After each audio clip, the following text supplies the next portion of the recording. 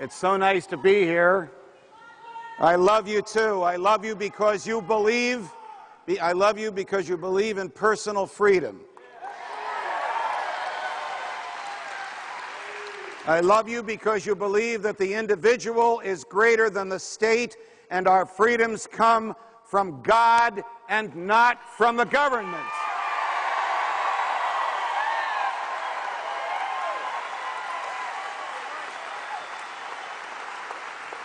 We all know that this country was founded on that simple and basic value.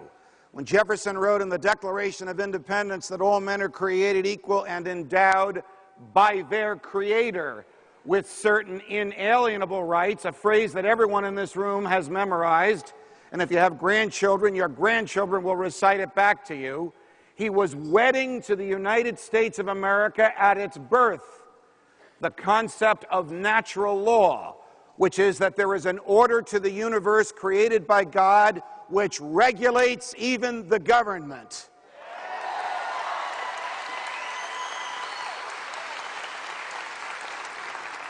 When Thomas More was on trial for treason, the alleged and under the law at the time proven act of treason was his refusal to acknowledge that the king, Henry VIII, was the head of the church on earth. He represented himself at his own trial. In his closing argument to the jury, he asked the jury this: "Some men say the earth is round and some men say it is flat. But if it is round, could the king's command flatten it? And if it is flat, could an act of parliament make it round?" Now, he was not only appealing to his jurors' common sense. Of course, the king or the parliament couldn't change the shape of the earth. He was appealing to their understanding of the natural law, to their understanding of the truism that the God who created this universe and who created each individual on the universe has created it with an order, with a set of laws and rules that he ordained, a set of rules that operate to restrain even the government. That argument that he made, of course, was not new. It had been articulated by Augustine and Aristotle and Aquinas before him, and it would be picked up by John Locke and Thomas Jefferson after him.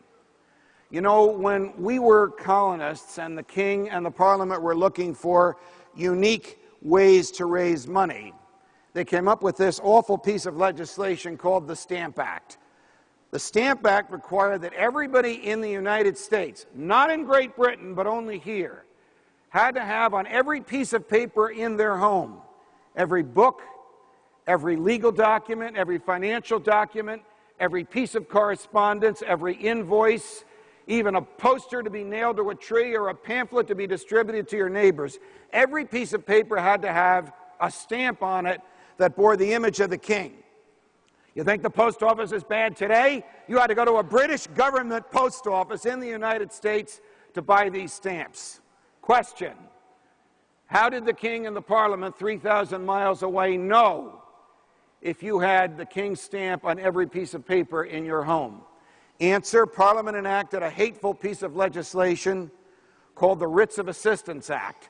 This law permitted British soldiers to enter your house with a self-written search warrant. So it was not uncommon for there to be a knock at the door and a British soldier would hand you a piece of paper on which he had authorized himself and his men to cross your threshold, ostensibly to look for the stamps. Of course, while they were there, they might help themselves to alcohol if you couldn't prove you had paid a tax on it. They might help themselves to furniture if you couldn't prove that it was made. Everybody knows the opening line of the Bill of Rights. Congress shall make no law abridging the freedom of speech. Now think about that. It doesn't say Congress shall grant freedom of speech. It says Congress shall make no law abridging the freedom of speech. Why do I emphasize the word the? Because the framers recognized that freedom of speech pre-existed the country, pre-existed them. That the freedom of speech was an aspect of humanity that every person had. And the only time they couldn't exercise the freedom of speech was when a government stopped them from doing so. And so the purpose of creating this new government was to be sure that it would not and could not interfere with the freedom of speech. Of course, along with the freedom of speech, there was articulated in the first 10 amendments other freedoms. Freedom to think, freedom to develop your personality. I've often told O'Reilly he should be grateful for that freedom.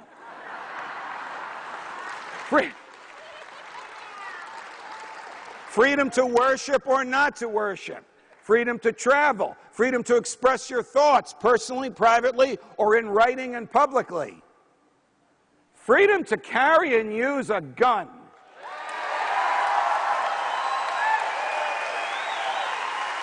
Let me tell you, I just stepped on my own shoelace, so I'm going to pull a Glenn Beck and redress myself out here. The purpose of the Second Amendment is not to guarantee the right to shoot deer.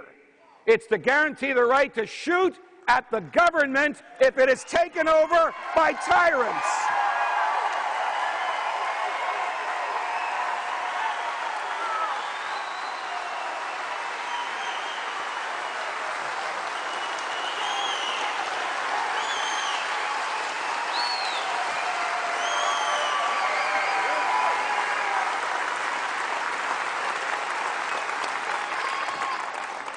I bet you never heard a politician tell you that. Actually, you probably will in a couple of minutes. We're not allowed to endorse people, but my dear friend Connie Mack will be here, and he shares that view. There is also in the Fourth Amendment the quintessentially American right, the right to be left alone. Today we call it the right to privacy. That's the right that says when the government wants to come across that threshold, as the King and Parliament authorized British soldiers to authorize themselves to do, the government has to go to a neutral judge and present evidence of a crime on the inside of the threshold. Otherwise, it shall not enter and it shall not pass. So the Constitution was ratified, and a few years later, the Bill of Rights were ratified and added to it. And the country began with 2 unanimous elections of George Washington as president. In the second presidency of the United States, John Adams, there arose throughout the country something that seems weird and bizarre to us today. It was fear of the French. You see, Jefferson had been the U.S. ambassador to France, and Jefferson had a lot of friends in France. And Jefferson believed that the individual was greater than the states, and the states were greater than the federal government, and Jefferson was back here. And the government was worried that Jefferson's friends from France would come over here and vote out John Adams, and vote out the big government federalists, and vote in these small government people that believed that the Constitution meant what it said. So before they were kicked out of office, they enacted the Alien and Sedition Acts, which basically said, hey, we're a new country, we have open borders. You want to come here? Come. Establish yourself. Vote. Be free. Unless you're coming from France. In which case you have to wait 14 years before you can be an American citizen. Then they added a very troublesome section to the Alien and Sedition Acts, which said, anyone who shall publicly bring the government or the president or the Congress or the Supreme Court into disrepute shall be convicted of a felony and liable to imprisonment for 2 years. Wait a minute. You have that right? Yes, I do. So the question is, how could the same generation, in some cases the very same human beings who wrote just 10 years earlier, Congress shall make no law abridging the freedom of speech, when they got into power and regulated and controlled the Congress, in fact, write a law that did abridge the freedom of speech? We will see many examples of this throughout American history. I'm going to cite a few more for you. But think about what happens to people when they get into the government and are looking out from the inside and they have in their hands all that power. They are failing to restrain what St. Augustine called, don't go crazy over this phrase, libido dominandi. No, not that kind of libido. Libido dominandi is the lust to dominate. This is a disease that inflicts almost everybody in the government. How many people do you know run for the government and say, I'm going to shrink it. I'm going to decline to exercise the powers that are there so that you will have more freedom? They may say that, but once they get there, we saw this happen with the Founding Fathers. Now with the Alien and Sedition Acts, they do the opposite. Well, a congressman from Vermont couldn't stand the Alien and Sedition Acts, voted against them, argued against them on the floor of the House of Representatives, and he decided to push the envelope. President Adams sometimes got a little carried away and could be seen in Washington, D.C. and in Philadelphia wearing a purple robe. And sometimes Mrs. Adams would sew a gold epaulette on the shoulders, and he could be seen parading around in public wearing that. President Adams also experienced an affliction that happens to a lot of middle-aged men, a problem with his waistline. So Congressman Matthew Lyons of Vermont decided to bring the president into disrepute by mocking his waistline. So he publicly referred to the President of the United States of America, John Adams, as his rotundity. And for that, Congressman Lyons was indicted and prosecuted for violating the Alien and Sedition Acts by publicly bringing the president into disrepute. Congressman Lyons was convicted by a jury in Boston, was sentenced to 2 years in a federal prison in western Massachusetts. You can imagine the conditions 200 years ago. And there he rotted. And then something happened, which if you are from Boston or Chicago or New Orleans or Hudson County, New Jersey, will sound familiar to you. Congressman Lyons ran for re-election from his jail cell. And he won. And when he got back to Washington, Adams was gone. He had been defeated by Jefferson, of all people. There are, unfortunately, so many examples of the government not residing within the confines of the Constitution. But fast forward about 10 years, it's the War of 1812. And the American and British Navy get in a dust-up in the Mediterranean, and the dust-up comes here, and it spreads. And there were British troops all over the United States, and they're trying to capture what they still considered the colonies back for the king. They burn the White House. They burn the Capitol. They occupy states between Virginia and New York. They were marching through a place called Upper Marlborough, Maryland in 1812. A platoon of about 50 or 60 British soldiers. And a militia from this town met the soldiers with arms and captured 6 of them. The next day, the soldiers went into the town and kidnapped 6 townsfolk, whether they were members of the militia or not. So now the town had 6 British soldiers, and the British platoon had 6 members of the town. Mayor John Hodges decides to put an end to this standoff. Each side is threatening to hang the people from the other side. So without any weapons and without any security and without any troops, without any militia, he goes right up to the British captain and he makes a deal. We'll return your troops, your soldiers, you return our townspeople. British captain agrees to it. The troops go back. The townspeople come home. 2 months later, the War of 1812 is over. We win it. The British go home. Upper Marlborough, Maryland has a tumultuous parade in honor of their savior, Mayor John Hodges. Everybody's there. Federal officials, state officials, local officials, they all speak at a podium like this. The mayor gives the final speech. The crowds are going wild. When the mayor finishes his speech, he walks down off the podium, and 2 strangers approach him. The first puts a piece of paper in his hand, and the second takes his wrists and puts them in shackles. They were agents of the federal government sent from Washington, D.C. The piece of paper was an indictment for treason, for providing aid and comfort to the enemy in wartime by returning the British soldiers to their platoon. All right. Now they have to decide what to do, so they hold a trial. The judge at the trial spoke at the podium at the end of the parade that celebrated Mayor Hodges, as did the U.S. attorney that was prosecuting him. The U.S. attorney stands up and says, Judge, we don't have to present any evidence. Everybody in this courtroom knows what the mayor did. Defense counsel stands up and said, we don't have to present any defense here because everybody knows what the mayor did. By the way, you see this young man here with the camera? Stand up so they can see you. When I had Freedom Watch, this was the right side of my brain, Austin Peterson.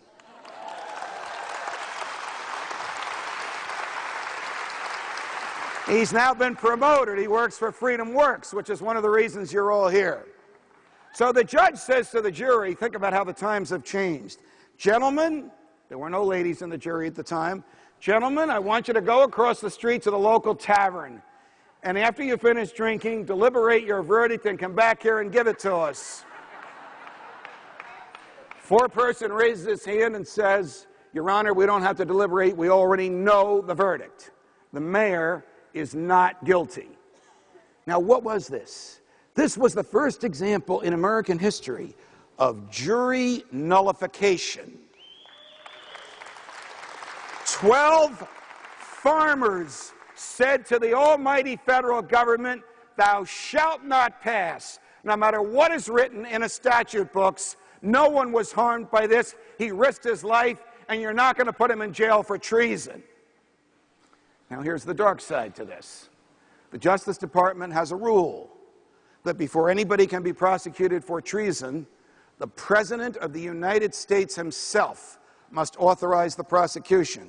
Question: what big government left-wing creep was President of the United States in 1812 that authorized all this?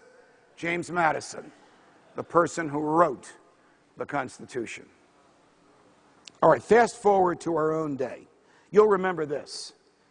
Federal government gets this crazy idea in its head that if we drive a little slower on the highways, we'll save fuel. It doesn't make sense. There's no scientific basis for it.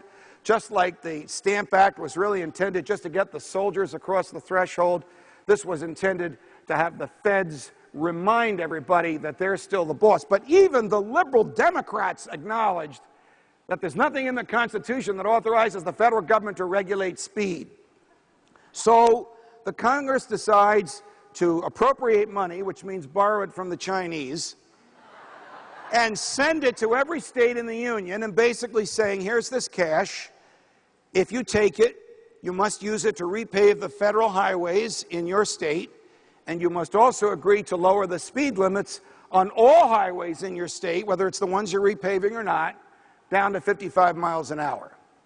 South Dakota says, forget about it. We haven't driven 55 in this country since the horse and buggy days. We want the money and we don't want the strings. Case went all the way to the Supreme Court, and the Supreme Court upheld the federal government and said effectively the Congress can bribe the states. Could you imagine if you or I showed up in Tallahassee and said, here's $100 million, now change the law? We'd be arrested before the check was handed over. But the Congress writes laws, and then it writes other laws that lets it break its original laws. It does that all the time. So South Dakota lost. They decided to keep the money, and they lowered the speed limit. What left-wing pinko creep in the White House signed this into law? Ronald Reagan. So you see, something does happen to these people when they get into the government. It started in the earliest days, and it continues up to the present time. Of course, in the present time, we have far more serious issues than Congressman Lyons mocking the president's waistline, and far more serious issues, even though the right to travel is important to all of us, than whether you have to go at 55 miles an hour or whether you can go 65 or faster. We have issues that really go to the very heart of human freedom. We have issues of a government that believes it can write any law, regulate any behavior, and tax any event, whether it's authorized by the Constitution or not. Okay, you're at home one night. There's a knock at the door. You go to the door, you open it up, there's a guy with a gun. What the hell's this all about? The guy says, give me your money. I want to give it away in your name. Now you think, I better call the police. And then you find out he is the police. It is the federal tax collector who has come to take your money and give it away in your name. You wouldn't let this crackpot do it. You wouldn't let a bunch of crackpot neighbors of yours do it. Why the hell do you let the government do it?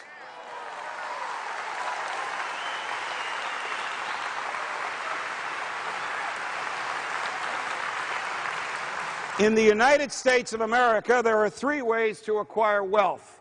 The first is the inheritance model. God bless you. Some relative or friend died and left you a fortune.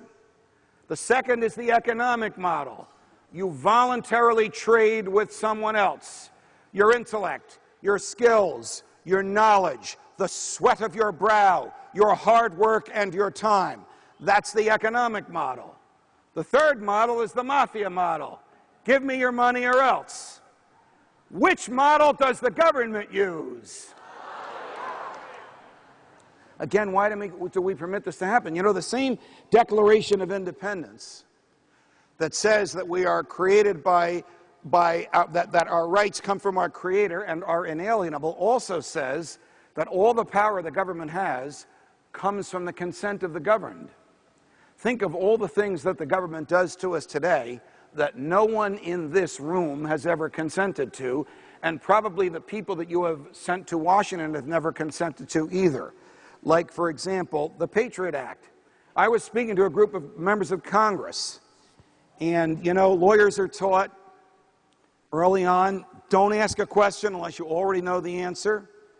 I said to them, do you folks realize that the Patriot Act permits federal agents to write their own search warrants? Nobody raised their hand. How many of you read the Patriot Act before you voted on it? Nobody raised their hand. The reason I knew they wouldn't know what was in it is because the Patriot Act, which is 315 pages long, was given to members of the House on the internet 15 minutes before they had to vote for it. You are looking at probably one of the few living human beings that managed to get through it who's read the Patriot Act 3 times. It actually amends hundreds of other statutes, so you can't just read the 315 pages one after another. You have to pull out each of the books and the laws that it amends. It takes a long time to read. But it not only permits federal agents to bypass the Fourth Amendment, to cross that threshold of your house on their own, much as the British soldiers did, and for which we fought a revolution, it also makes it a crime for the recipient of this agent-written search warrant to tell anyone that they have received it. So you can't tell your spouse in the bedroom, your lawyer in her or his office, your priest in confessional. You can't even answer truthfully under oath in a public courtroom if you're asked by a judge if you received one of these warrants, because the minute you inform someone you received it, you'll be prosecuted.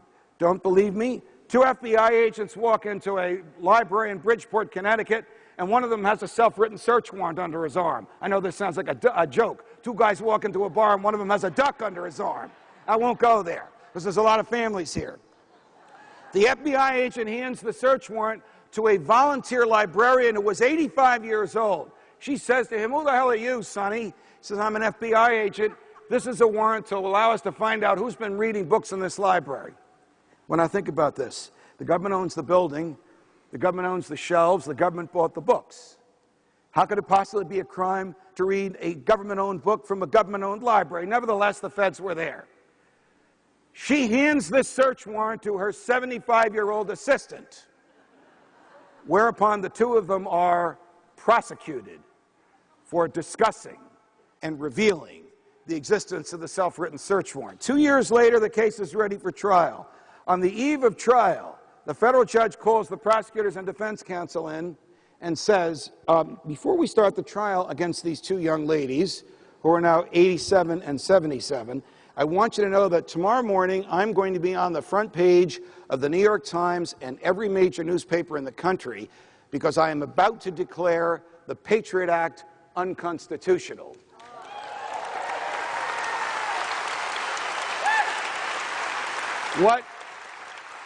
What did the feds do? They dismissed the indictment so that she would not have the case before her, so that she would not have what we call the jurisdiction to declare it unconstitutional. This shows you the extent to which the government will go. How many self-written search warrants do you think the government has issued since 9/11? These are federal agents authorizing themselves, just like the British soldiers, to cross the threshold. Over 250,000. From that, they have prosecuted 26 people, 2 of whom were alleged to have been involved in acts of terror. None of the rest of it had anything to do with that. So how can we elect representatives to Congress who will vote to authorize our public servants, federal agents who work for us, to do to us the very same thing that we fought a revolution against the mightiest king and the mightiest army and the mightiest navy at the time, because they did it to us. Because the government is out of control. Because the government thinks it can regulate everything. Because everything the government has doesn't work. Social Security is broke. Medicare broke. Medicaid broke. The post office is broke. Amtrak is broke. Why, when the government took over the Mustang Ranch, because the guys who ran it weren't paying their taxes, they ran that into the ground. So the same government that can't supply hookers and booze to truckers in the desert wants to manage health care.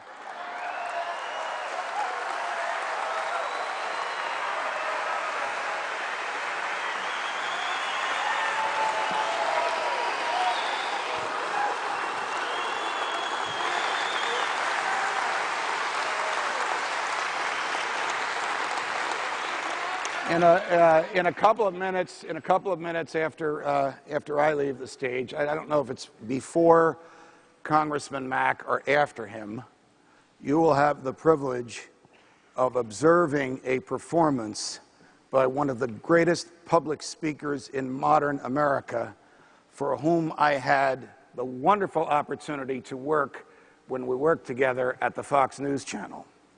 He not only understands human nature, he not only understands human freedom, he not only understands the Constitution, he has what people in the government don't have. He is fearless. He's not afraid to say what needs to be said about it.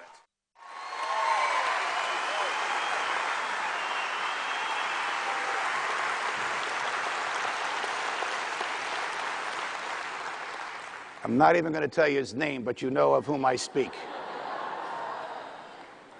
On the 19th of October, in the year of our Lord, 2012, 7,000 American patriots assembled in a room in Central Florida, in the United States of America, in order to celebrate human freedom. 50 years.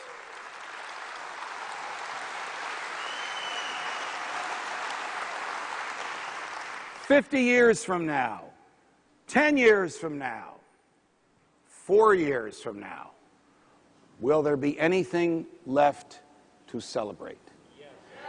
The answer to that lies with everyone in this room. Freedom lies in your heart, but it must do more than just lie there. It must be exercised in the face of the government that would try to take it away. In the long history of the world, only a few generations have been granted the role of defending freedom in its maximum hour of danger. You are that generation. The hour is now. Don't shrink from that responsibility. Welcome it. God bless you.